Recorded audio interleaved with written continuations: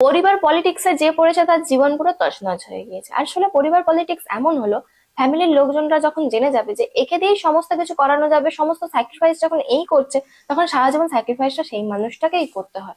আসলে বলে না, মা বাবা সন্তানকে সব এক চোখে দেখে। না, মা বাবা সব সন্তানকে এক চোখে দেখে না। মা বাবা জানে যে এই সন্তানটা স্যাক্রিফাইস করতে পারবে, তাকে দিয়ে সবসময় স্যাক্রিফাইসই করাবে। আসলে মা বাবা দেখে নেবে যে এই সন্তানটা সবকিছু সহ্য করছে, তাকে দিয়ে সবকিছু সহ্যই করাবে। ওই যে সবাই বলে না, মা বাবার কাছে সব সন্তানই সমান। না বাবা, সব সন্তান সমান হয় না মা বাবার কাছে।